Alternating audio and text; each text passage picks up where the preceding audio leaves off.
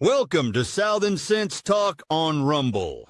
You are going to love Annie the Radio Chickadee Ubelis and her co-host, C.S. Bennett. You'll find them live here on Fridays from 2:30 p.m. to 4 p.m. Eastern Date Time. Check out their website at Southern Sense, as in commonsense.net. It's that easy, southernsense.net. So sit back and relax.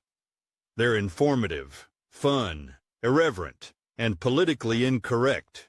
You never know where they'll go, but you'll love the journey.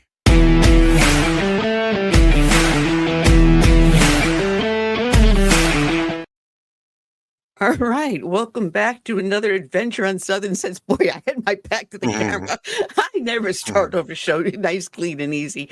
Anyway, you're here watching Southern Sense live on Facebook, LinkedIn, YouTube, X, Rumble, and Substack, as well as being able to be heard all over the place or via audio, like Spotify, iHeart, iTunes, and every other place you can think of. Just Google Southern Sense, and you'll find us there, as well as going to our website, southernsense.net.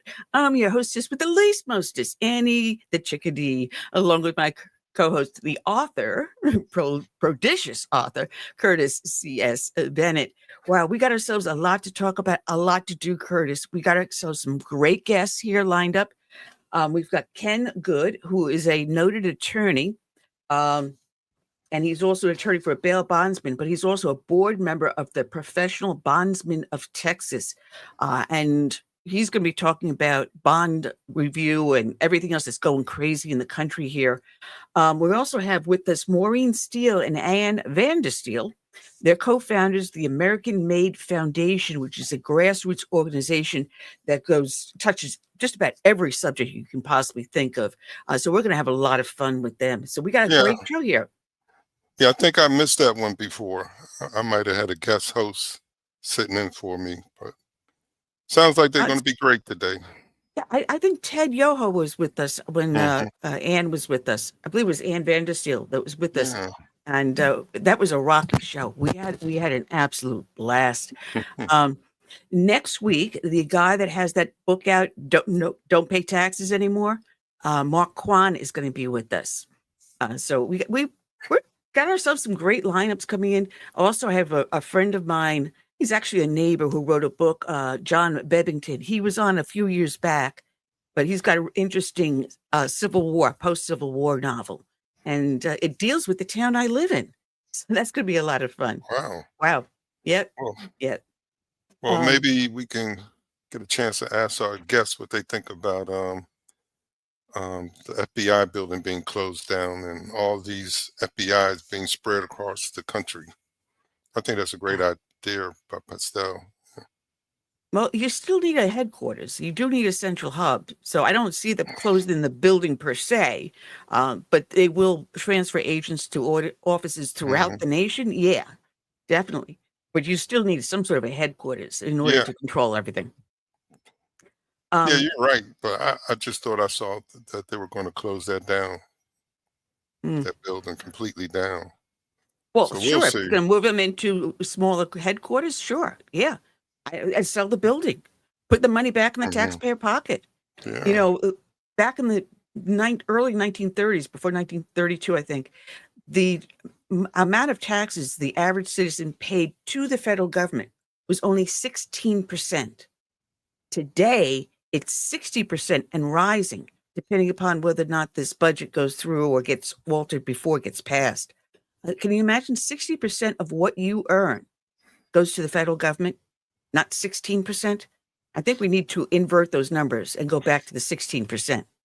Well, I think Trump is doing his best to reverse that. No, I hope so. I hope so.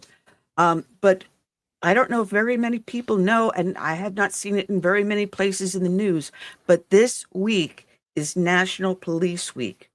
And this is from the office of the White House, where they did declare this week. And I'm just trying to see where this was from the vice president, where he made a couple of statements about Police Week. But when you talk about Police Week, and for those listeners who are not aware that I'm retired out of law enforcement, I was a business owner and business manager. I left the corporate world to become a police officer. So this is a near and dear to me, having lost friends in the line of duty, having stood that blue line at the funerals, having friends that were injured and standing there, being there for their family, giving each other a lending hand. It's one of the toughest jobs that you could have, because you never know if you're going to make it home at night. You honestly don't know, unless you're given a cushy desk job.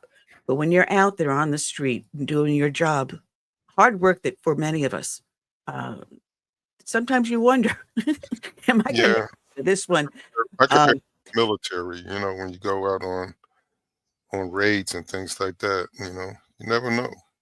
Want to make it back. Well, in my mind, I always thought to myself, well, you guys don't get to go home for months or years on end. I know that I have the ability to go back home to my home every night. But when you're out there on the street, sometimes you don't know if you're going to make it to that final step to be able to go home to your loved ones. So this is Police Week, and it affects not just those of us that serve in law enforcement, but it affects our families. It does. Because they're there worrying about you, wondering if mommy and daddy or your brother or sister or aunt and uncle are going to make it home that night and be able to spend the holidays with you. How many holidays and birthdays and things that we've missed because we were out there protecting and defending. So today, the show is partially dedicated to my fellow officers out there for Police Week. But we also have a dedication to a fallen officer. So those that watch our show know we start off each and every show with a dedication to a fallen hero. And today's dedication is going out to Detention Officer Isaiah Patrick Bias of the Ellis County Sheriff's Office in Texas. His end of watch was Monday, December 16th of 2024. Tonight, the Texas Rangers are investigating the death of an Ellis County detention officer. Investigators say an inmate killed Officer Isaiah Bias yesterday. He had been with the department for 6 years, and court records show the attack was captured on jail surveillance cameras. Sophia Beausoleil has more from Waxahachie. The Ellis County Sheriff says detention officer Isaiah Bias was moving an inmate back to his cell when the inmate attacked and killed the officer. Ellis County Sheriff Brad Norman says 28-year-old Isaiah Bias was a detention officer who was family-oriented and enjoyed the profession of law enforcement. He loved what he did. He loved the people he worked with, and everybody around him loved him. The sheriff first met Bias as a teen when he signed up for their Explorers program. After attending Navarro College, Bias joined the Ellis County Sheriff's Office almost 7 years ago. But on Monday afternoon, whatever hopes and dreams the officer had for his career came to an end. I can honestly say that my staff over the last day has dealt with pure evil. The sheriff's office says 45-year-old Aaron Simeon Thompson was in the Ellis County Jail since last month with 3 counts of assault on a public servant and evading arrest. The sheriff says the inmate was isolated in a cell for 23 hours a day with only an hour of recreation time. According to an arrest warrant affidavit, Officer Bias was taking Thompson back to his cell when the inmate followed the officer to the 2nd floor, punched Officer Bias in the head, choked him, and continued striking him. Afterwards, the inmate sat down at a table on the 1st floor. An additional officer arrived and put handcuffs on Thompson. Officer Bias died at the hospital. It was a heinous, horrific, purposeful murder that was senseless and not needed. The sheriff's office says it won't go into more detail because Texas Rangers are investigating. The sheriff says right now he's focused on Isaiah's family and brothers and sisters in blue. Everybody here that worked with him in the jail loved him. He was one of the kind of guys that if you needed help, he'd come help you. Outstanding person. In Ellis County, Sophia Beausoleil, NBC5. And the suspect is charged with capital murder. His bond was set at $2 million.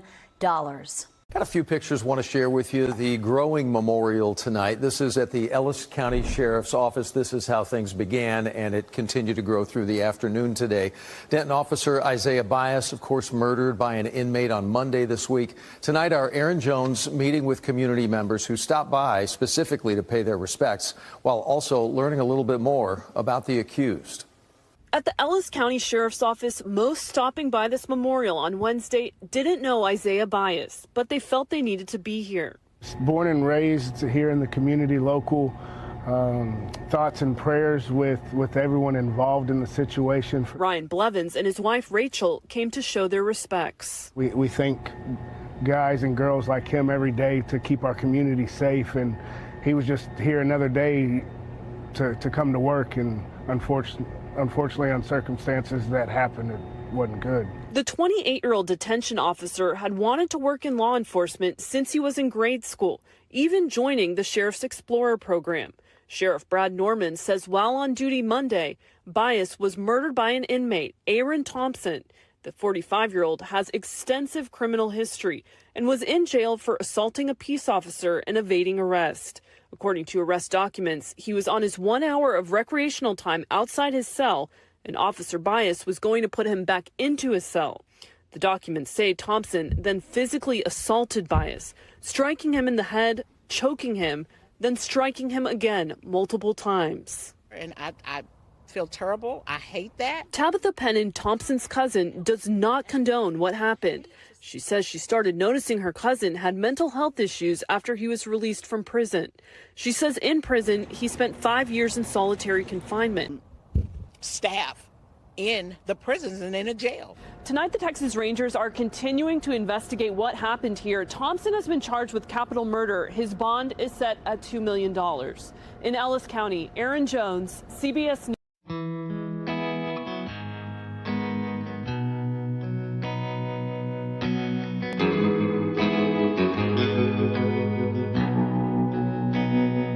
Let it be said, when we finish this race, we kept them free, we led with grace. Let it be seen, from sea to shining sea, beautiful America, living our legacy. Oh, father, mother, sister, brother, oh, we gotta learn to love each other. Oh, for the soul of the nation, for the next generation. Let us be known as people of honor, humble and bold, faithful through fire. Let us hold firm to our convictions with wide open hearts.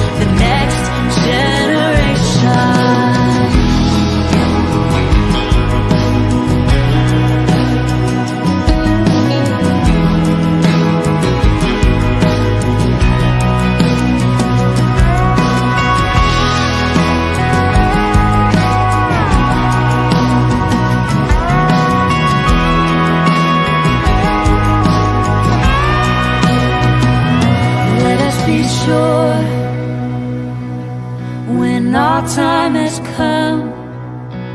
We gave them hope. We made them strong.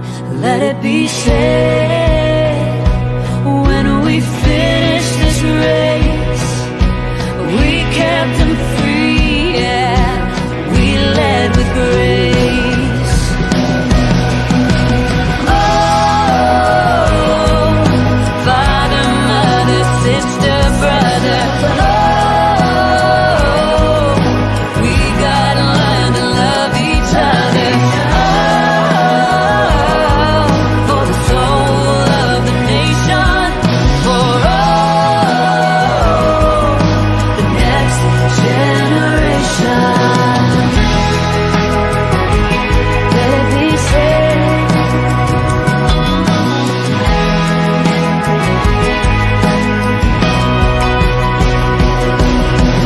Oh,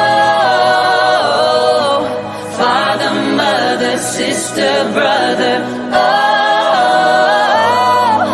we gotta learn to love each other. Oh, for the soul of the nation. For all the next generation.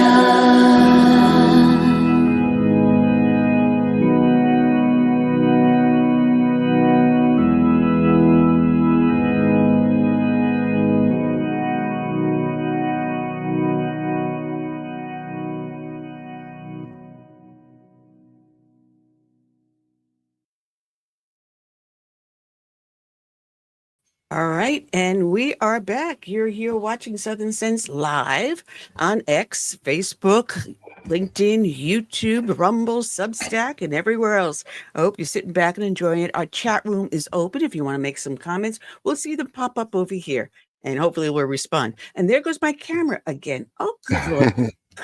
It makes me look Bounce goes the weasel. yeah. Every time I move my cursor across the screen, it pops me out. Anyway, we got ourselves a great show going on. Ann Vandersteel and Maureen Steele. No, they're not related. They are the co-founders of American Made Foundation, a great organization. And I'm actually going to try to see if I can get them to one of my Tea Party meetings. I'm going to ask them all on here. Are they They're local? actually located local to you. They're down in Florida. Oh, okay. So then it probably not too far from you. So you can probably get up to some of your meetings and stuff. Yeah. So, hey, maybe we're making some connections here.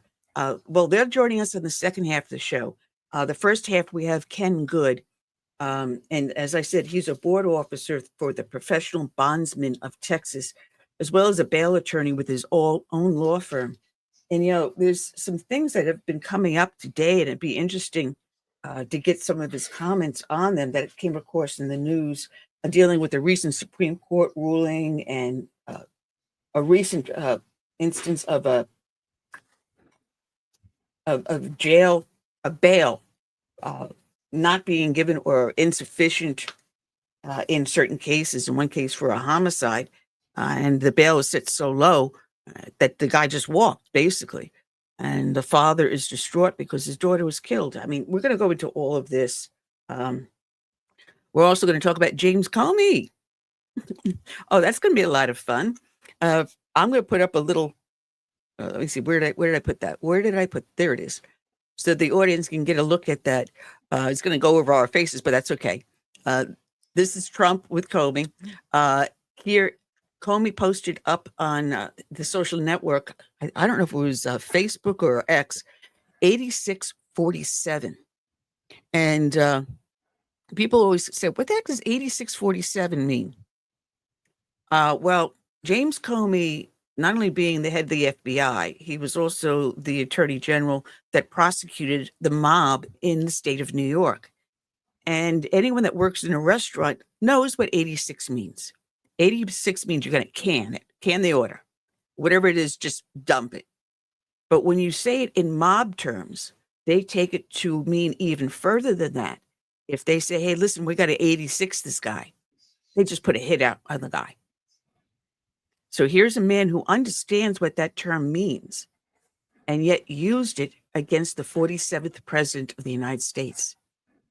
Now, this 8647 appeared a couple of weeks back. And on another show I do called Moms Across America, we discussed this. And if you work in the restaurant industry, as I said, you know, one of the first things you know, if someone decided to change their order, or they decided they didn't want to eat here because whatever, something upset them, they walk out, you go in the kitchen and you tell the chef or the staff, 86 table 47 or 86 this order. Everyone in the restaurant industry knows what 86 means. Can it, dump it, get rid of it. So he's basically calling for a hit on the president of the United States. Yeah, I heard that Secret Service and FBI are investigating this guy. And one of the things they look at is his relationship to the person he's made a threat to, even though it may seem veiled at the time, this threat. But we all know that this guy was fired by Trump. There's no love lost between him and Trump. So, you know, some weirdo out there, some mental type may just take that as a signal to go ahead and take out Trump. Well, I mean, it's not just the Secret Service now, because Kash Patel said he is going to have an investigation. Kristi Noem, Department of Homeland Security, said she's going to be investigating that. And the post was actually that Comey put up was actually on Instagram, but it has since been removed. Oh yeah. Like I'm I said, wondering it was whether or not Secret Service and FBI, which is. I'm just wondering if James Comey got into Nancy Pelosi's vodka. You had to be drunk to do something stupid like this. And I'm going to put the picture up again so the people that are watching can understand what I'm talking about. He took sand pebbles in the sand and wrote 8647. And if you go onto social networks, I found it up on X. I saw it up on a couple other social networks, 8647. But shortly after they went up, they were pulled because they realized, hey, you're going to get in trouble. You may think it's funny. You may think it's cute. You may think you're doing the hip thing that everyone else is doing, but you actually made a threat against the president of the United States. Well, he's a narcissist for one thing. But that is a criminal offense. So he probably didn't think nothing would come of it. Or just thought, hey, well, I'm the former FBI director, so I can get away with whatever I want to get away with, and no one's going to bother me about it. You know, I'm just too big for anyone to bother me about. But excuse me, they scream when they're prosecuting Trump, no one's above the law. And yet when the law turns around and says, you just broke the law, we're taking a look at this, we're investigating you, all of a sudden, oh, no, now you got lawfare on me. Gee, doesn't that sound like Tish James? Well, it's like these judges that are, you know, finding themselves under the scrutiny of the prosecutors and things and being arrested. You got people supporting these judges that saying like, hey, you know, this is breaking precedents. You know, we shouldn't march these people, perk walk them and all this. But they went after Donald Trump. Had his mugshot. They had no problem with that. The law for thee, but not for me. That's what it is. Basically, they're telling you you're not above the law, and yet they expect themselves to be treated above the law.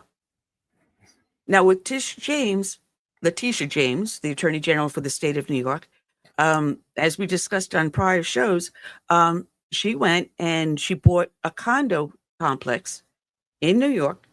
And in order to get a good mortgage rate and not be noted as a commercial property that will be rented out, but as personal, it had to be 4 units or less.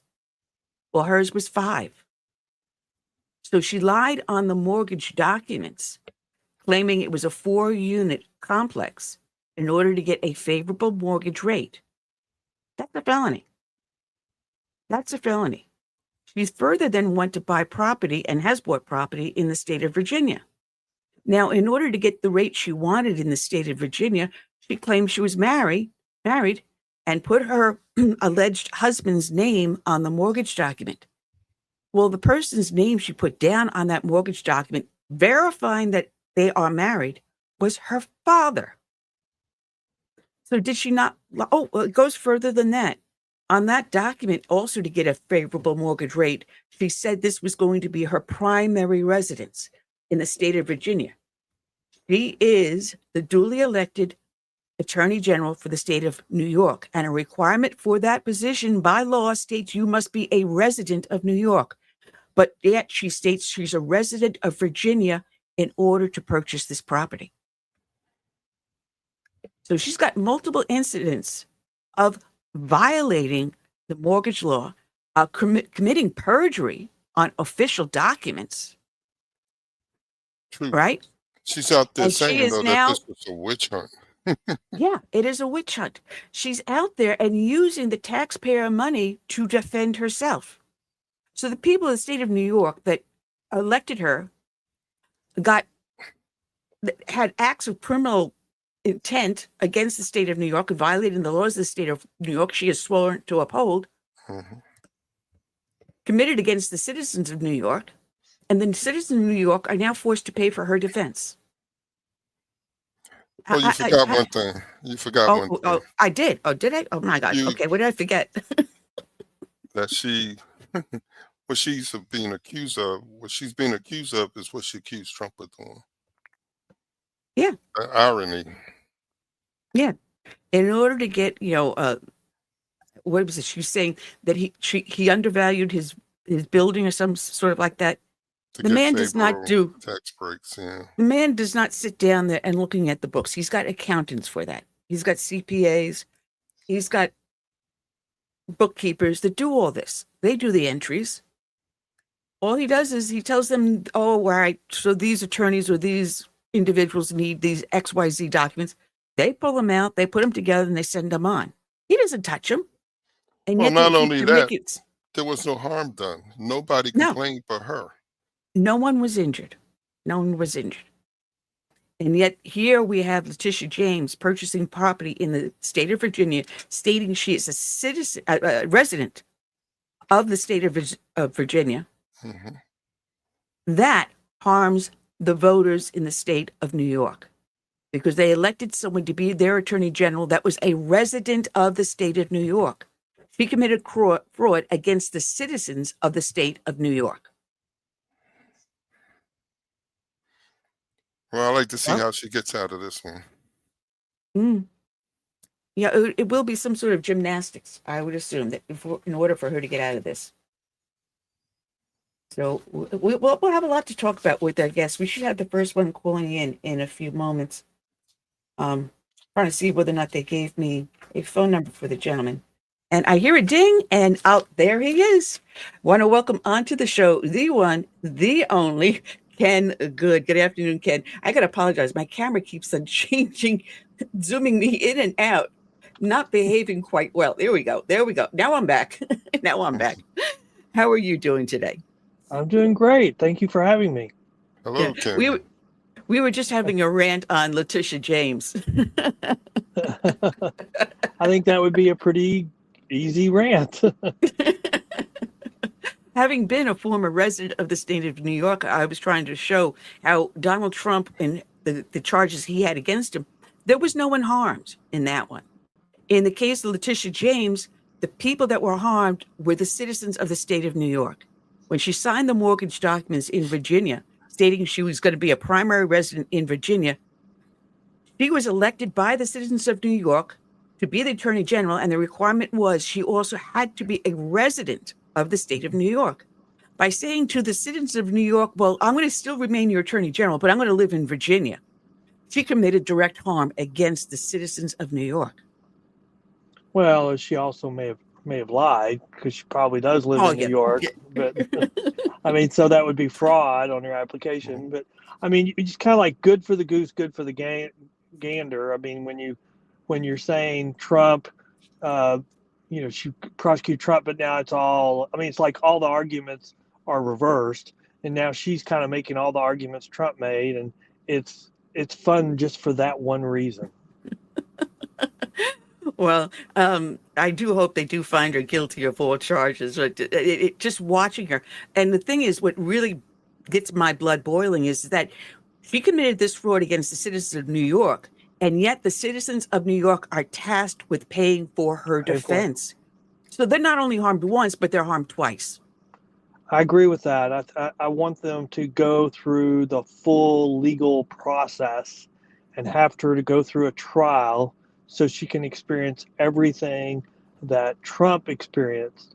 And I'm hopeful that, justice is done. And if the allegations are proven, then I hope that a jury agrees with that and finds what the law requires. I want to see her mugshot. I really do. That's what I want. Plaster that on the T-shirts. Well, if they arrest her, that shouldn't be that long away. I mean, that should be the first thing, just like for Trump. I mean, if they file charges, that'll be the first thing they do. Won't that be fun?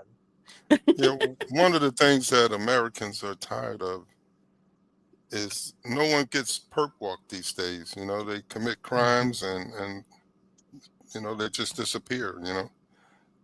You don't hear from them no more. They don't go to jail. They don't go to trial unless you're conservative. Yeah, I agree with that. We've kind of reached a point in our criminal justice system where it's really your political opponents that are the ones that get the full treatment of the law. And that has to stop. I mean, we just can't. I mean, the criminal justice always has politics in it, but not to this level, I don't believe. And the level we have never seen it now is awful. No, I've not to this level. Never have I seen this. I don't know if you were aware, but I'm retired out of NYPD, and I left in the 90s. And back then, in the 80s and 90s, we had what we called revolving door justice. But it's never been to the level that I see it today. I do remember at one point I had arrested 2 individuals. I got back to the precinct, and on the way home, there was a place we used to hang at the border, just going over the border, that we stop and have a couple of cocktails or whatever. And I was in civvies, and I walk in, I sit down, and I look up at the end of the bar, and there are the 2 individuals I had arrested just hours before, already sitting there. But they got there before I even got out of my uniform, I found out. And that was happening in the 80s and 90s, but it has gotten to the point where there is a father that has gotten so upset. 24-year-old Caitlin Weaver was T-boned and killed in Aurora, Colorado by, oh my God, an illegal immigrant. Well, the problem we've got what you're saying is happening in the early 90s is just so bad right now. I mean, I've made the argument, if we're just going to arrest and do this revolving door on misdemeanors, why are we even prosecuting misdemeanors anymore? I mean, we're dismissing almost everything. We're tying the hands of the judges. They can't hold anybody accountable. So why are we even prosecuting misdemeanor crime anymore? It's ridiculous. It has no deterrent effect whatsoever. Yeah, well, they ended up giving the illegal immigrant a probation parole. He was racing. He was high on drugs and alcohol. She was waiting at a stop sign, and he killed this young girl. And he gets probation parole. And we're seeing time and time again these cities that are actually sanctuary cities for criminals coming up. You've got Denver, you've got San Francisco, New York. It's crazy. Well, and one of the arguments I heard recently that I thought was very powerful was the reason why these sanctuary cities have these policies to bring in illegal immigrants is for the census. So because we count everybody that lives there in the census, and then your representation in Congress is decided based upon that. So we're giving people, like the article is making the point that the Democrats would have 10 fewer seats than they have now if they didn't count illegal aliens. And so that gives them an incentive to encourage those elements to come into their community at the time of the census, and they'll get a heavier, their weight or their votes have a heavier weight as a result. And we've got to take away that incentive. That's why we have open borders to let all these people in. Well, I think that was the best explanation for why. But what I don't understand is, why have we just ignored the criminal elements? I mean, there's an article from Colorado yesterday saying that a city had so many deportations and their murder rate went down 60%. True. I mean, that's what you're finding. Like 1 + 1 = 2 there.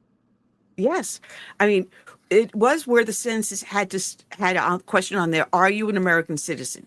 Mhm. You had to prove that you were an American citizen. You have to have ID and proof when you go into a courtroom, in a federal courtroom.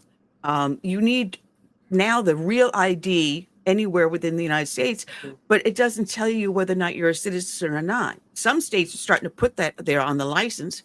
Matter of fact, my state is now doing that, South Carolina. But it used to be where you had to prove that you Yeah. were a legal resident. Well, that's no longer. We're trying to put it back on the census, but we're getting such a pushback from the left because they know it's going to harm them because they're not going to be able to count the illegals. Well, I think one of the things that has really driven the left crazy over the last couple of weeks is this brilliant idea that the Trump administration had for allowing people to self-deport and they'll pay them $1,000. I mean, that is driving the left crazy. It's expensive, but it's a lot cheaper than doing the deportation ourselves.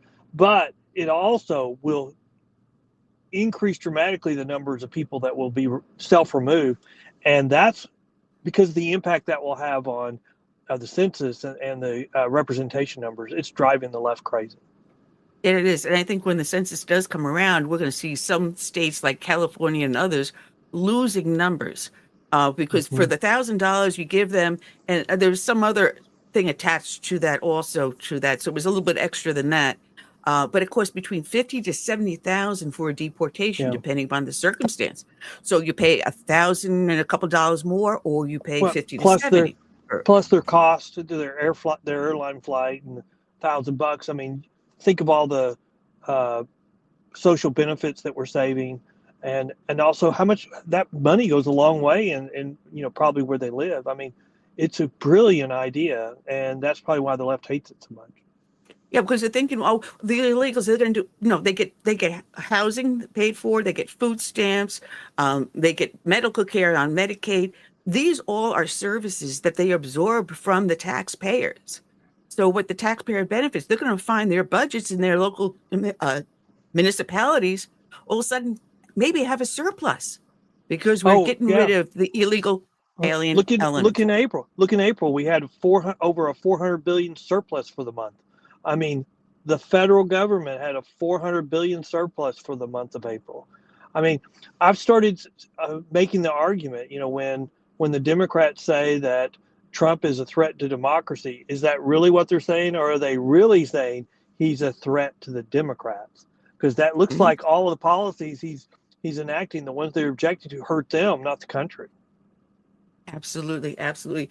I mean, the catch and release, though, that is what really drives me crazy. And the case of this young girl here in Aurora, California, that's something that you're working on. And you're doing that. Let me make sure I get this correctly. Okay, good Lord. I had the whole thing in front of me before I was reading it. Of course, my papers are all shuffled over. Here we go. The Professional Bondsmen of Texas. Yes. I'm sorry. And you've been working on doing bond reform. What's going on? Well, in Texas, we're in the middle of a legislative session, and Texas is kind of bucking this bad bail reform that's been enacted across the country, and it's strengthening accountability, strengthening, the criminal justice system. So I think Texas is shining a light for other states. But we've been through this last 5 years where we've just tied the hands of judges and said, if they're charged with these crimes, you have to release them. Either, in New York, it'd be on no bond, on California, it'd be zero bail. And these simple release mechanisms are awful. People have high failure to appear rates in California. They use that for all misdemeanors. They have an 80% failure to appear rate across the state.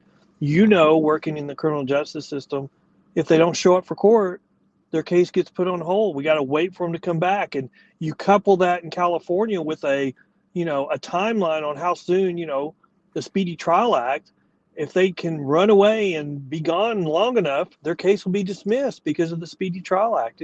It's just gaming the system to, a level we've never seen before. Well, I also look at it this way. You are rewarding bad behavior. Yeah. You're turning around and saying, yeah, shame on you. You did X, Y, Z, but we're not going to give you bail. We're going to expect you to show up in court. They're turning around. They're giving us the middle finger. They're laughing behind our back and saying, I'm going to go and do whatever I damn well feel like. We had. Well, and they see that. You say, I mean, it's the green light to commit more crime is the way they see it. Exactly. We have recently a gentleman, I should not even use that term with this individual, that had been arrested for a homicide. He had been arrested prior for another homicide. He was out on the street. He does finally get arrested on the second homicide. And the cop that is arresting him and booking him, he's saying, I'm going to come back and I'm going to kill you. I'm going to kill you. And he said that multiple times to a police officer. Well, thankfully, because I live in the area I have, and I have the DA that we have and the sheriff we have, they said, okay, you made threats against a police officer. We're adding a couple extra federal charges to you. You're not going anywhere. But this is what the country needs to wake up and see this. But isn't it sad when our local state officials won't do their job? So we have to rely upon the federal government to come in and file federal charges to do the job that the state or county officials refuse to do. That's really sad. Annie, wasn't it New York where a mob beat up the cops and the cops were afraid to do anything because they didn't want to go to jail or be accused of police brutality? Yeah, it was two NYPD officers that were beaten by illegal aliens. Yeah.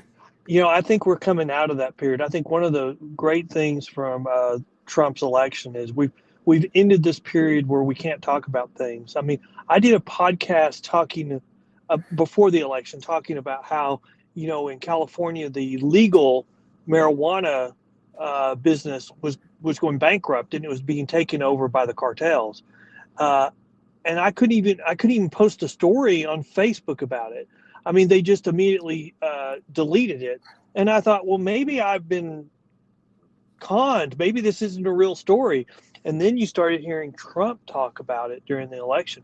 And then since he won, all of those guardrails suppressing the news have seemed to go away. And suddenly I was able to post a story about it, do a podcast about it, and there wasn't any suppression. I mean, I think one of the reasons why we're having such a bad backlash right now is because we've had such suppression of this news. And so the backlash that we would have had a year or 2 years ago is just now coming out, and it's going to be a lot worse because they were hiding the truth. Yeah, I actually agree, because I had been, they called ghosted on X and a couple of other places. And people that would follow me say, we can't find you. Your posts are being hidden. I had been taken off of Facebook and YouTube multiple times. And so the heck with them, at this point.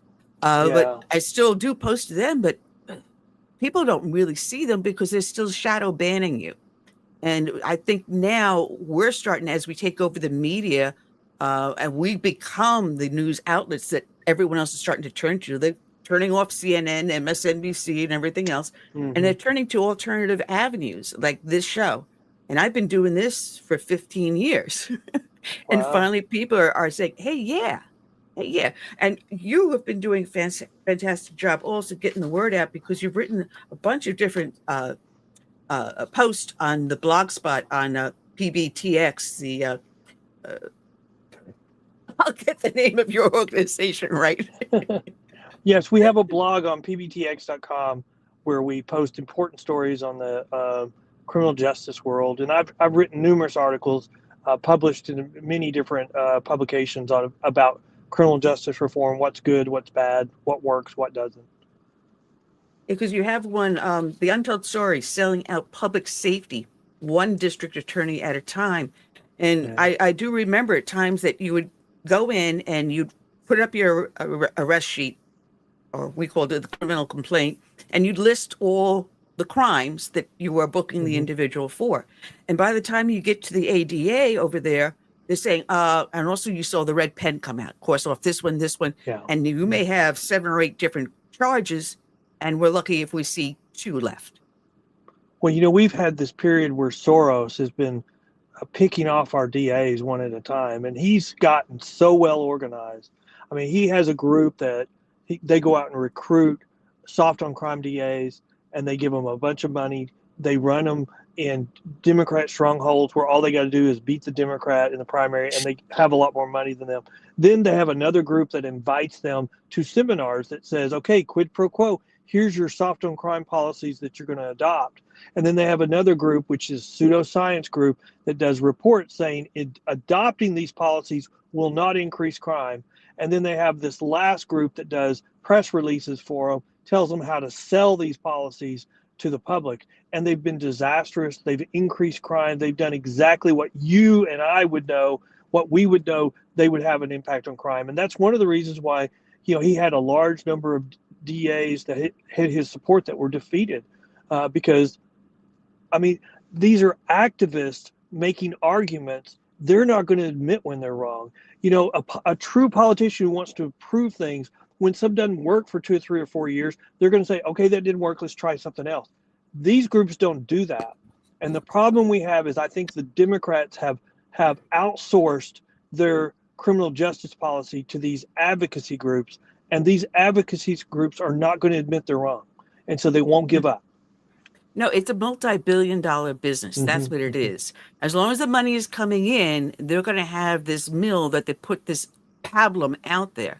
They're poor. They're underdeserved. No one understands them. They're this racial thing and that thing is keeping them down. You evil white people type of thing. And how dare you? You don't understand them.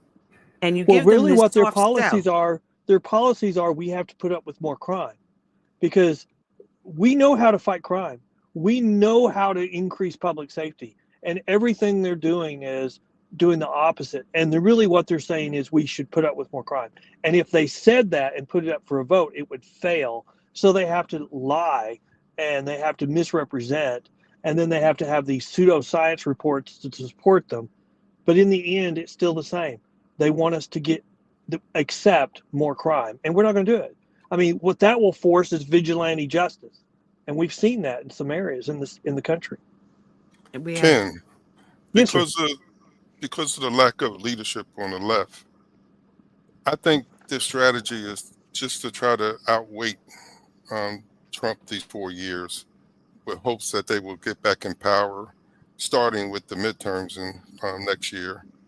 What's your thoughts on that? I've read an article from someone, a blog I go to that I respect. And, I agree with you. There's very little news that I do. So I go to the same places for news where I respect them. And one of those has already come out and said there's no way that the Republicans keep the House. And I think that we don't know the answer to that yet. I do think that that's exactly what the Democrats want. And if they get it, they may freaking impeach Trump one more time. But I think the Democrats and maybe even this commentator have misjudged Trump. He has come back so prepared for this term. He is so ready. And can you imagine he's going to roll out every week a new trade deal when he starts rolling them out. And that's going to happen all the way to the midterm elections. And so And probably beyond. And beyond. But I'm telling you, I think that, and that's what's scaring the Democrats right now, because he's going to get on a roll. And because what he's doing is good for the country, and he's guided by what he thinks is best for the country, not what's best for his family's bank account. And so I think you're going to see him get on a roll, and it may be, I'm hopeful that the normal trend we see is not what we're going to experience with Trump. Because he's right now in the Middle East, and every single day, not just one or two, but he's rolling out one after another of these new deals, and trillions of dollars are now rolling back into the United States, and stuff that will be based here in the United States, not in a foreign country. Well, even the Democrats' media sources are giving him credit, and he's even commented at a press conference saying, "Well, even the Democrats or the media's, that don't like me are saying nice things about what we're doing on this trip." So I think, Trump has come out with gangbusters. He came out with a plan. And I will tell you this, if Trump had won re-election 4 years ago, he would have had a Democrat House, maybe even a Democrat Senate, probably would have been impeached another time. he would have not gotten anything done. He would have been a mediocre president. But they pissed him off. And Trump planned for 4 years for this. And he's come in loaded for bear. And I think the best argument I've seen on Trump is Trump in his first term tried to play the part of a politician, and he wasn't a politician. But Trump for his second term is... Just lost Ken. We just lost Ken. Trump is a patriot. It's funny because I was up at my state GOP convention just recently, and I ran into, he used to be my congressman until they redistricted, Joe Wilson, and he was really optimistic. We got Ken back. Let's bring him back on so he can finish. Here we go. I apologize. But what the comment was that Trump's first term, he was playing the part of a politician. But for his second term, he's taking over a bankrupt company, which he knows how to do very well. Yeah, I think he took all that time and planned this out. Mm-hmm. He was looking so far, he's looking at what happened to him and how it happened, and then saying, I'm not going to let this happen again. And I think he's doing the right thing, but he's coming in like gangbusters, and no one knows what to expect next. And I think that's the fun part. Like a chess master. Is. He's a chess master. Yes, and I think that we've also, maybe I'm too optimistic, but I think he's a lot smarter than we even thought he was. And like you said, chess master, absolutely. Bobby Fischer all the way. Absolutely, I agree with that. And I think we're going to be giving, someone said this after the election, we're going to be watching movies about Trump and his first term and his second term and his reelection for the rest of our lives. And I agree with that. I don't know any other Republican alive today who could have survived what he survived and got reelected. I don't know anybody.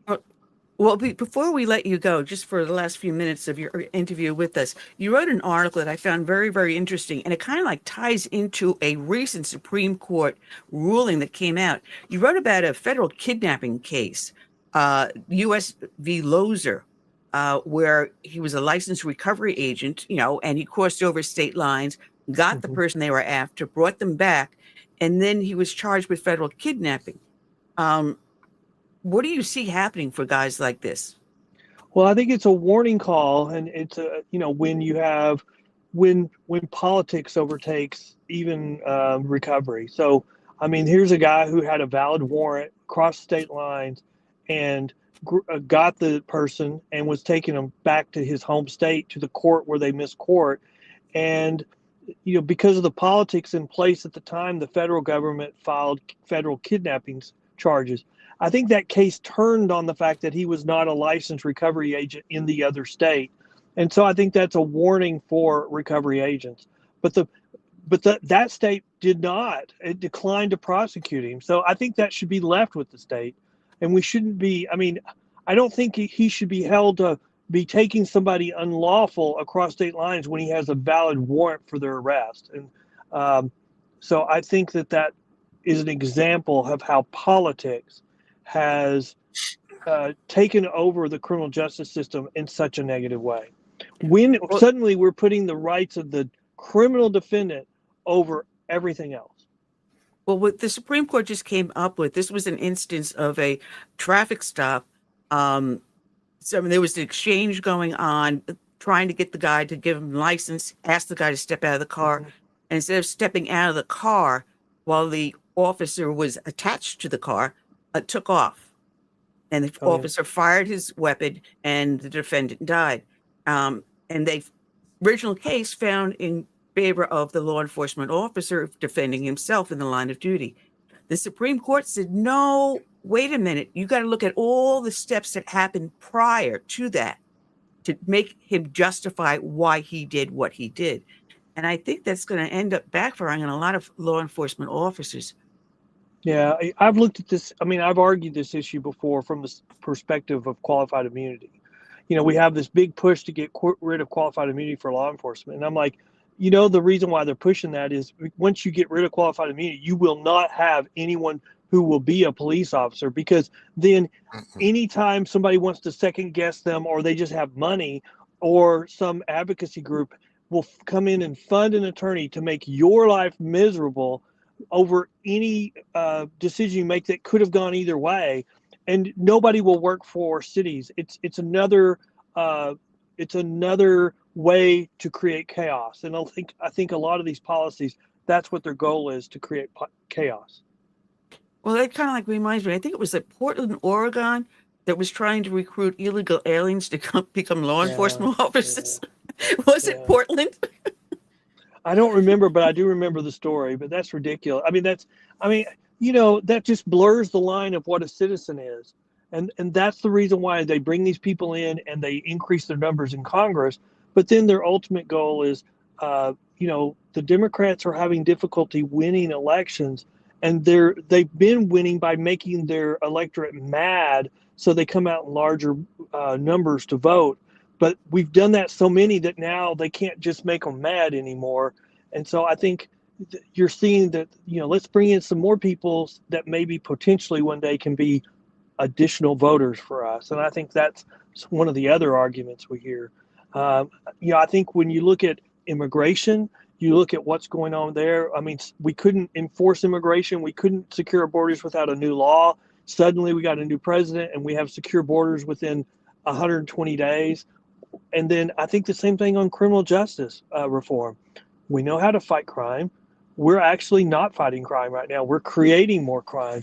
And if we would just recognize that and empower law enforcement, we would see crime go down dramatically, because we know what to do.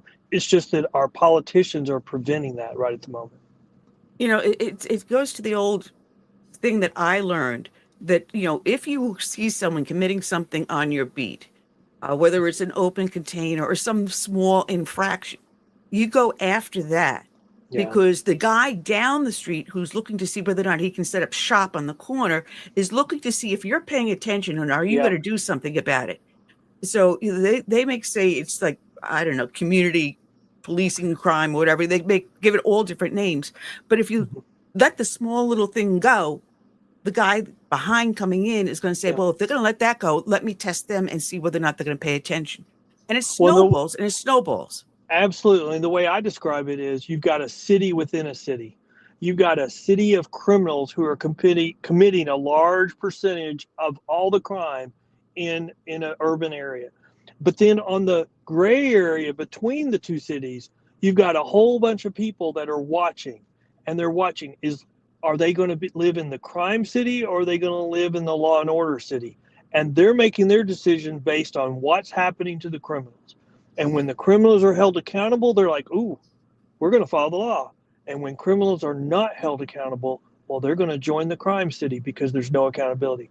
And in a lot of our urban areas right now, crime is increasing because the people in the gray areas are going, there's no accountability. Nothing will happen to me. Well, before I let you go, I just want one last thing. Your thoughts on how Texas has said no to that 492-acre caliphate. Oh, I know. I mean, I just saw an article where they were talking about, they were doing all these reports and they were doing all these investigations of that. I'm not opposed to an area being developed based on commonness in the people that live there. I think what we're seeing, though, is we're seeing that this is not with good intent, and it's intended to do, I think the investigations are appropriate, and I think that they're finding out a lot of bad stuff, and that's the reason why it got stopped. Yeah, because as I was reading the articles about it, as I understood it, they were going to impose Sharia law within that community, 492 acres of Sharia law. Oh, you're not a Muslim, but you can come here and live with us. But if you're living under Sharia law, means that if you're living in their community, you must pay the jizya to them. So in other words, you're not only paying your state, local, and federal taxes, you're paying a tax to the caliphate.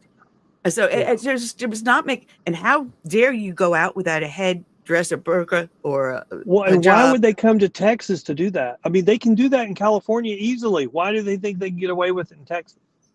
I think it was a test, honestly. I think they were going to probably a good point. That's probably a I good think it was point. honestly a test to see what the reaction would be of the American people. Well, one of the next scandal we need to tackle is homelessness, and not the fact that people are homeless, but all this money that's being thrown at it in California, and that is not addressing the issue because of all of the fraud, all the corruption that's there. And so, I mean, again, there's so many similarities between crime, immigration, and now homelessness. And I think the common element there is, all these kickbacks. I mean, I've said before on the issue of crime, what would our politicians be doing that they're not doing now in our urban cities if they were getting kickbacks to allow crime to increase? So in our urban areas, when they're doing soft on crime policies where they're dismissing cases, what would they be doing differently if they were being paid off? I would argue nothing. Well, Ken, it has been a pleasure having you with you. Where can people find you? People can find our organization at pbtx.com, the Professional Bondsman of Texas, and we have a blog where we post important criminal justice stories, but we also have our own podcast. There's a link to it on our menu, but you can also go to the Bail Post. Bail is in BAIL, thebailpost.com. All we do is talk about criminal justice issues. We want to educate legislators and the public on what works and what doesn't work. Well, God bless you, Ken. We welcome you back anytime. Well, thank you so much for having me. Y'all have a nice Take care. All right, Bye. Ken. Take care. Bye. All right, check him out, Ken Good. And we have coming back the one, the only, the most vivacious Maureen Steele. We were looking for Ann also. I don't know if she's joining you. She is not. Yep, they were supposed to notify you. I'm sorry, Ann. Oh, that's all right. That's all right. So how are you doing today? I'm good. All right, you're the Maureen. co-founder of the American Made Foundation that people can find at americanmadefoundation.org. It's a great group, and you touch on just about anything and everything. And I would say I still run a tea party, but you're like the tea party on steroids. That's a compliment. Yeah, we're doing a lot of work right now. We had our press conference in DC at the DOJ, in front of the DOJ, in front of the big doors there on May 6th. And Ann and I, we walked the halls of the Congress and the Senate the day before, delivering, notices of the press conference. So that was an interesting trip, and I got to tell you, I had never been to DC before. On the convoy, I'd gone around the Beltway, but I'd never been into DC proper. So that was my first time walking the halls of the Congress and the Senate, and it was unnerving, I have to tell you. No, I've been there. I've been there. I've actually went. It was fairusa.org. We were going there lobbying for the immigration bill, HR 2. So we were knocking on doors, sitting down with senators and representatives, going through the tunnels and meeting them, and anyone we could ambush, to help push through HR 2, which we did. We did. I was supposed to go back recently, but because I got a bad back, I had to say, well, I can do what I can from my chair here, but I can't do the walking anymore. But it's fun, and you never know who you're going to run into. Yeah, well, I found it, it really showed you what we're up against. And it's not just the selected officials, it's their staffers who really are running everything. And so there's syrupy sweet, or they have a vacant stare, and you can have, you see so many people just gathering in little circles in the halls. And, walking by, we actually heard people say, we're in power. If people have a problem with it, they can try to get in power. They're public servants. They have it completely backwards. You have no power. The power belongs to the people. Read the Constitution. But that's what they think. So it's very clear where they're at in DC. So this is where we actually know where the swamp is, Oh, yeah. And like I said, it's not just the Congress and the Senate. It's, thousands of staffers that are, in there doing, doing everything for the committees. It's their agenda. And, it's almost, from what I witnessed, it's almost as though, the selected officials are just the front men for all the staffers that are pushing through their own agendas. They were smug. They were smug. They were elitist. All of them, both sides. You know, the cocky attitudes. You know, it was just unbelievable. And it went all the way. After the press conference, we went over to the Capitol Grill for a dinner. And you know, the Secret Service comes in. There's this huge group of people. And again, it was the smugness. You know, you're watching all these men in these skinny suits. You know, none of them could change a tire on a car. You know, none of them could punch their way out of a wet paper bag, and they're just there, you know, writing all our laws, and you better follow them or else. It was really an experience. Yeah, well, we were down in the downstairs of the Capitol Grill the first time, and upstairs the second time, and yet you watch who's walking through there. But just imagine how bad it's going to get now that they want them to be unionized. They want the staffers to be unionized.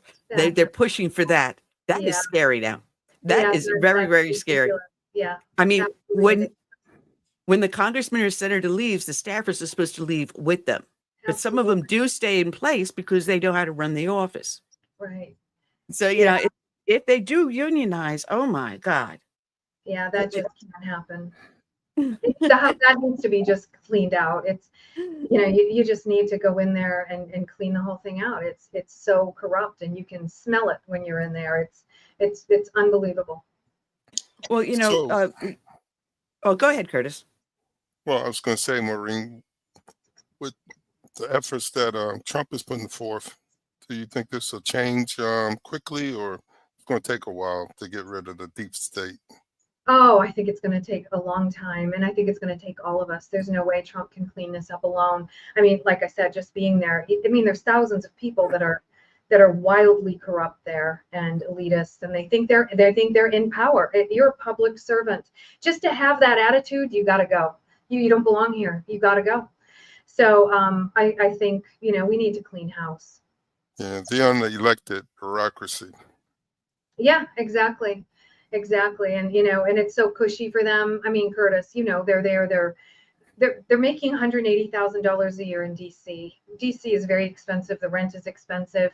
You're barely making ends meet on 180 in DC. Yet all of these people, you know, in 4 years, they got $20 million in the bank. How is that happening? You know, we're the only country in the world that legalizes bribery. We call it lobbying. And it's disgusting. Everyone there is on the take, and it really doesn't matter what side of the aisle you're on. And they don't want the swamp to drain because they're making millions off of it. And they're in power. You know, when Trump came in on his second term, everyone was screaming that, you know, he has to stand away from his business. He can't have anything to do with his business. He does that. Every time he comes in, he says, I'm handing it over to so-and-so. My hands are off. But when you have people that are coming into the Senate and Congress, there should be signing a document saying, I'm not going to know anything about it, my investments. I'm not touching anything, whatever. I'm handing it over to my broker or to this person.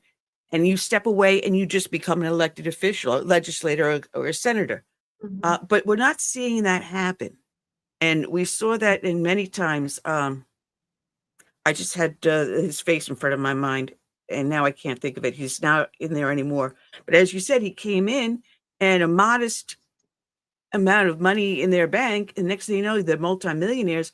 And oh, by the way, right through the district on property he owns is coming this highway or this development. And gee, how did he manage to make money off of that? Because they know ahead of time. Oh yeah, so it's a club, and I mean it's so much bigger than we even realize. You know, with all the NGOs. I mean, Doge has uncovered so much of it. You can see the money laundering, the racketeering. You know, money's going out to Europe. It's coming back. It's going to the, you know, the selected officials. It's, you know, they're running it through NGOs. They're running stuff through Catholic charities and all of this. And you never hear this. And but it's all run through Maximus. So you guys can Google that, and anyone listening really should. Maximus is the shadow government. It really is. And you never hear it because they don't. How do you spell that? Maximus. And it's a traded company. It's a corporation. It's traded on NASDAQ under MMS. And there's articles written on it that, you know, Homeland Security gives Maximus a $439 billion contract for the next 5 years for efficiency. Medicare, Medicaid, being run through Maximus for efficiency. What DOGE just uncovered was we had billions of dollars going overseas to Europe for Medicaid and Medicare payments to who knows who. We can't even track it. And we're paying billions for Maximus to do this. So where's the efficiency? And if they have all of the most of our major agencies use Maximus. So they have all the databases, and so they have all of our information, the DMV, the IRS, HHS, the Department of Energy. I mean, that is the highest clearance, security clearance runs through the Department of Energy.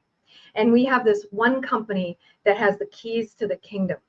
And they're used from the federal level all the way down to county level in many states.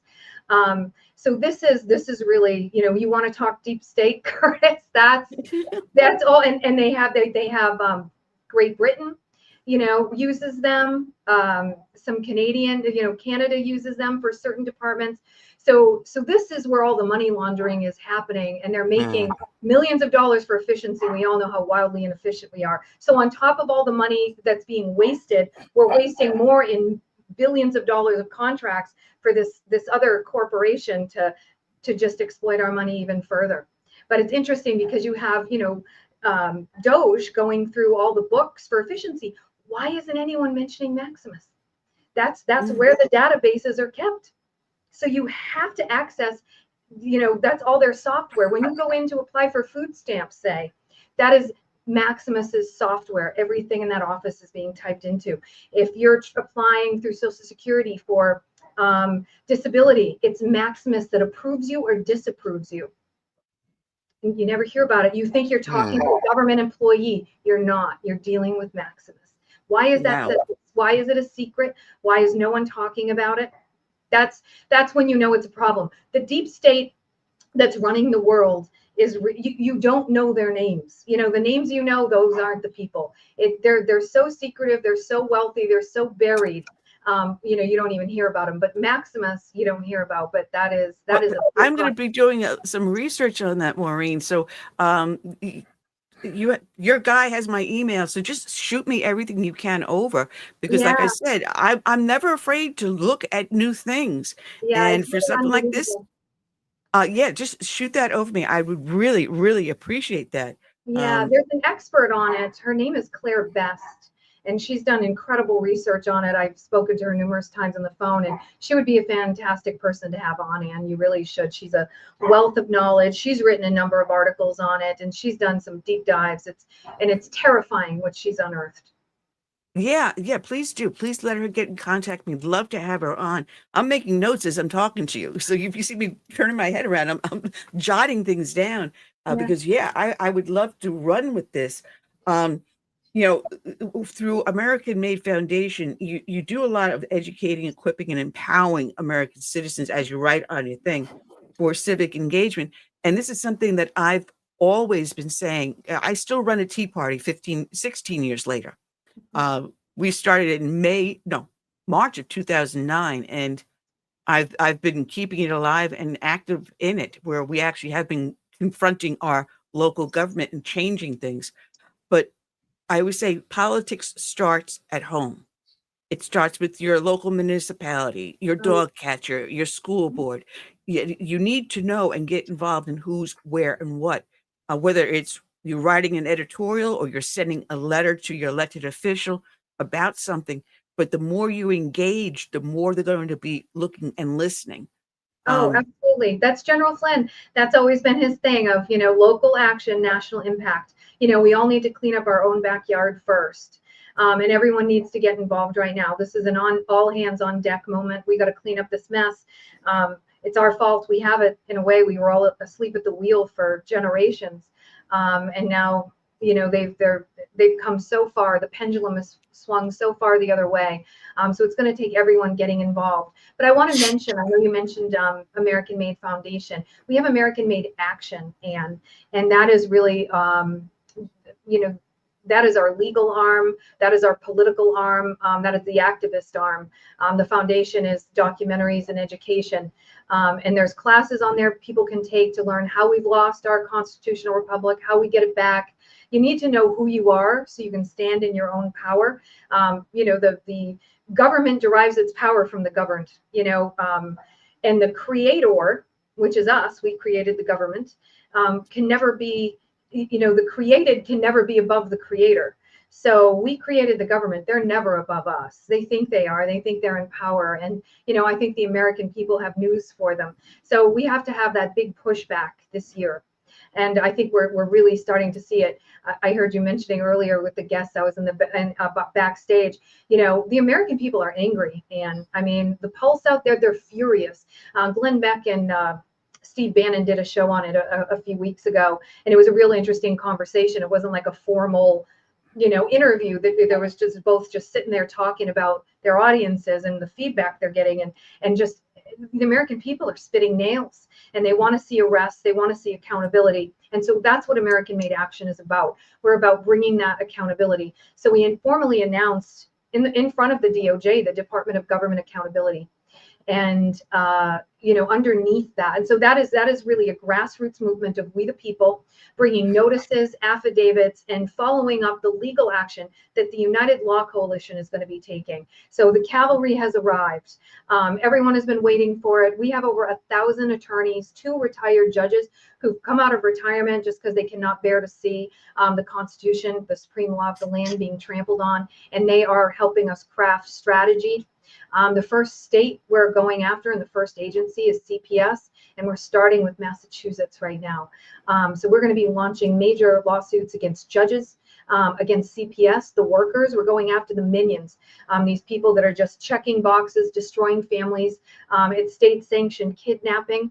And there no more are you going to be able to hide behind the corporate cloak that, oh, I was told I had to do this, or I was told this is what I had to do. People are violating, people's unalienable rights, trial by jury, the assumption of innocence until proven guilty, the overturning of the Chevron deference in July of 2024, where they said you can't rubber stamp what agency says anymore, judges, and they're doing it anyway. And they're removing children from homes. That's your possessions according to the Constitution. You can never be deprived of your property without a trial by jury of your peers, and they do it every single day in family court. Just a statistic.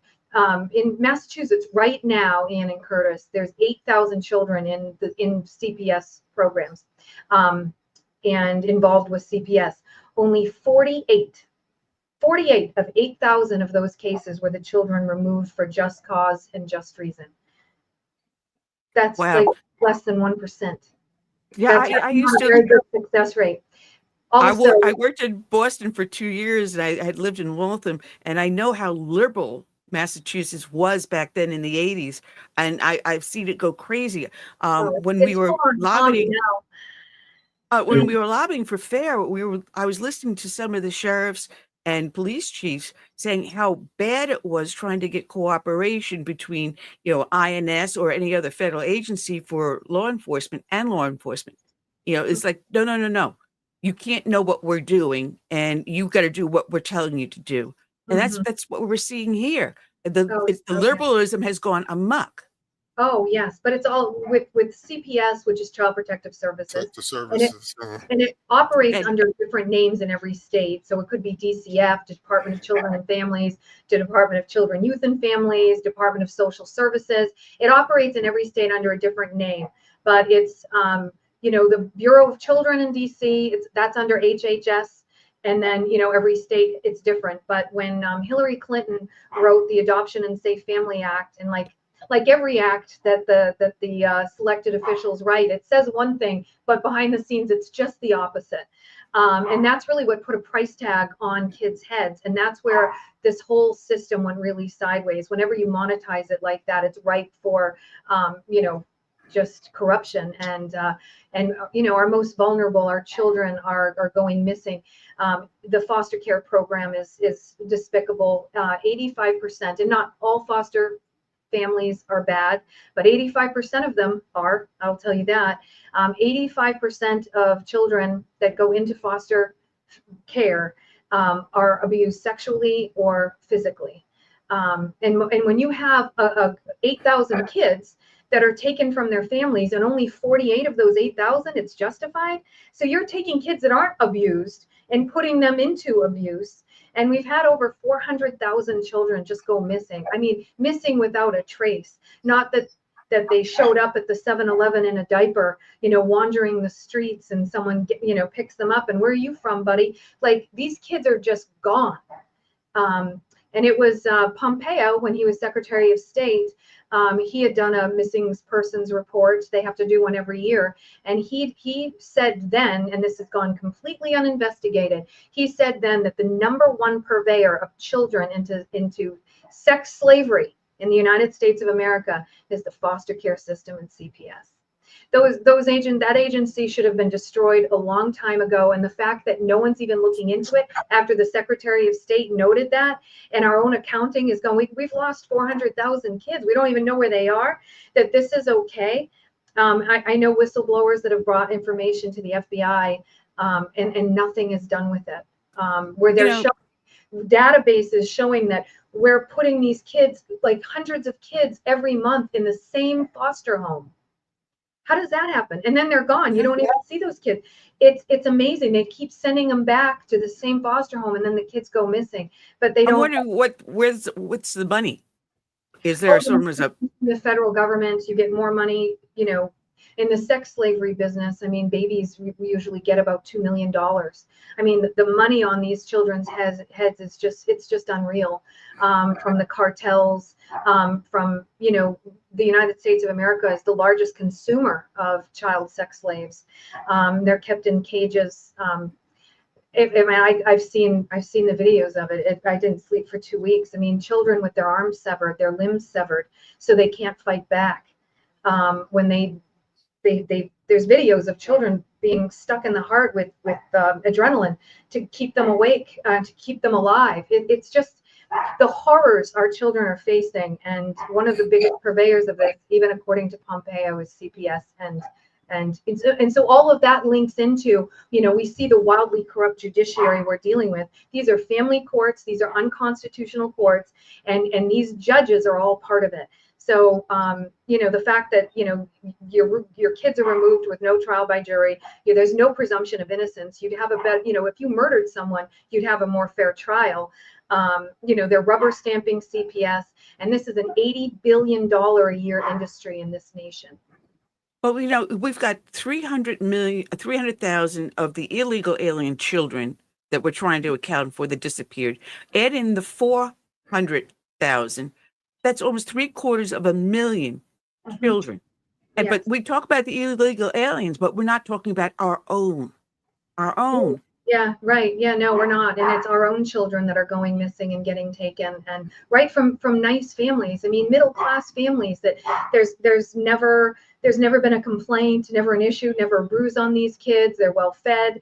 And, I have one horrible story out of Arizona, this 14-year-old girl, because the teachers are part of this now, telling kids, if you don't like what your parents are doing, you call CPS on them. I mean, it's so bad what is happening. And I have videotape of that too, right out of the classrooms where some kids were videotaping it. But this is what the teachers are telling them. So a 14-year-old girl, we all have kids, we've all raised teenagers, and she was angry. She wanted to go to a party. Her parents said no. She called CPS, said that, her dad hurt her. And there isn't a bruise on this kid's body. They have a beautiful home. They took that little girl. She was raped in foster care. You're supposed to reunify the family. They had nothing on this family. And it's been 10 years since they've seen their beautiful daughter, and she's off the rails now. I mean, here she was, just a normal, beautiful 14-year-old girl. She's now 24. And they haven't seen her since. But she was raped, and now she's a drug addict. She has mental health problems. But because she made one phone call, and CPS should have said, what's going on? But they love it, and they've trafficked this little girl for years, and now she's mentally ill. And this is what happens to so many. So there's so many heartbroken parents. And then, what happens to the parents is you run out of money trying to fight it. You become so depressed, so despondent. You're up against this machine. Eventually the parents just have to stop. because you're just never going to win. But there's some that keep going and some that do win. And our job is to cut the head off the snake, to get rid of this horrible agency and to just demolish these lower courts that are unconstitutional. It's deprivation of rights under color of law every single day. And I'm going to say that every single judge sitting on every single bench in every single court, every single family court in this entire country is a criminal in a black robe, and they should be arrested. They should be handcuffed and put in a jail cell. They're all criminals, and they're all complicit in this. Wow. We're down to our last few minutes here. Wow. I had a whole bunch of other questions for you, but this has been fascinating. You've actually opened my eyes into something I think we need to delve into and do a bunch of shows on this to get the word out.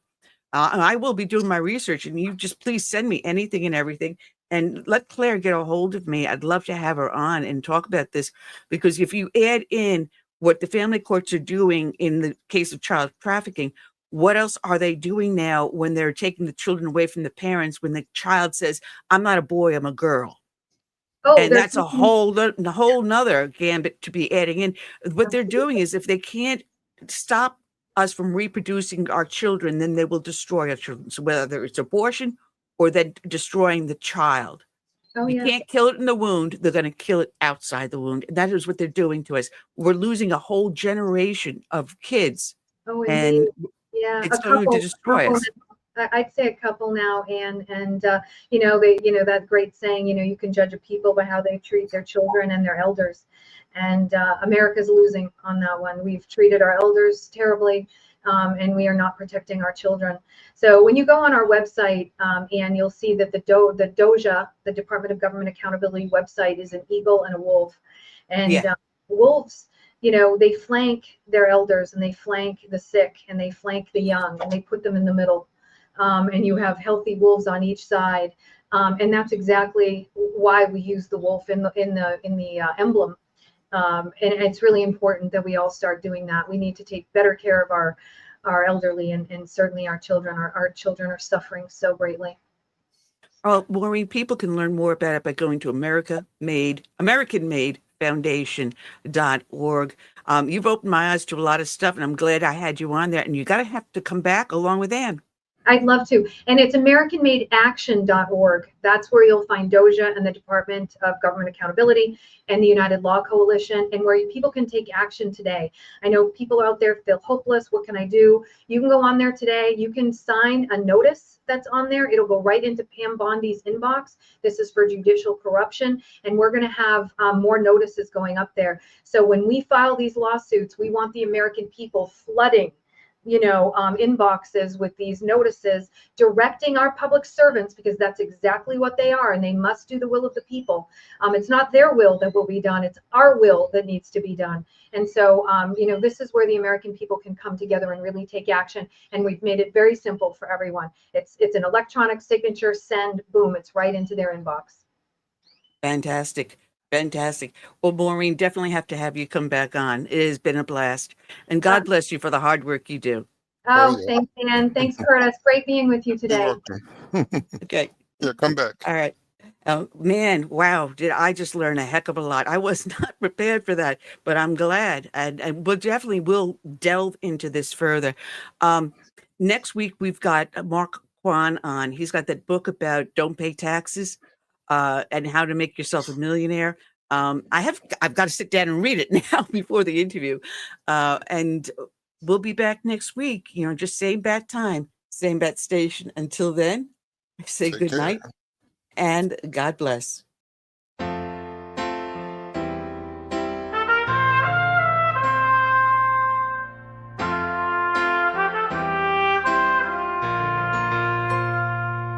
I'm praying for this land I love, America, America, the home of the free. But there are people making plans to change America. They've no respect for her or what matters most to me. That's why I stand for the flag and I kneel at the for the friends I have loved and lost. And I still believe in God we trust, and the freedom our forefathers granted us.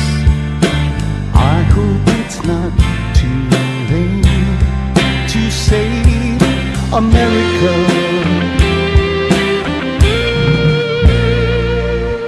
Do you hear our battle cry across America? We've got to rescue her. You know it's up to me and you to see the truth behind their lies. Don't change America. God bless America and the red, white, and blue. That's why I stand for the flag, and I'm here at the cross. Long for the friends I have loved and lost. And I still believe in God we trust, and the freedom our forefathers granted us. I hope it's not too late to save America.